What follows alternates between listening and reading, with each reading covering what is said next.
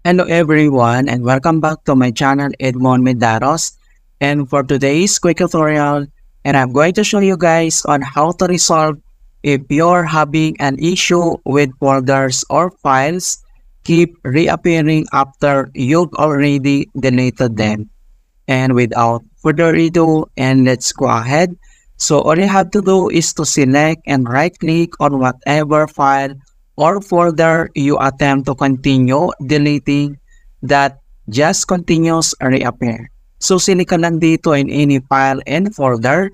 So once na-select mo na siya, and then kailangan mo lang mag-right click. And then next step, kailangan mo lang select dito yung properties. And then dito sa kanyang properties, dito lang sa taas ay kailangan mo lang select dito yung security.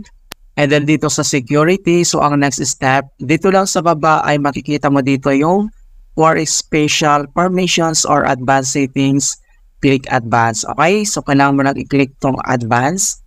And then dito sa kanyang advanced settings, so ang next step, dito lang sa owner ay kailangan mo lang i-click tong change, so click mo lang yan.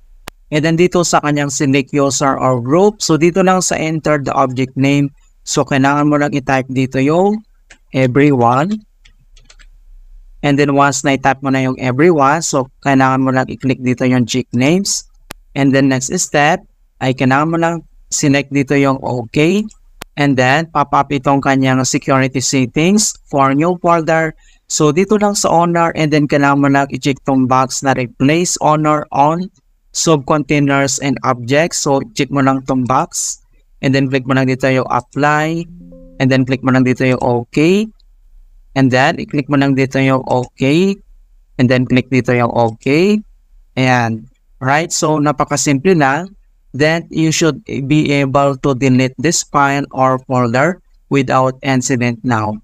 I will suggest that if you're using OneDrive or another sort of file syncing applications, you may need to go ahead and access those settings and turn off syncings of that file. Alright? So, ganoon lang po kasimple on how to fix deleted folder keeps reappearing issue in Windows 11.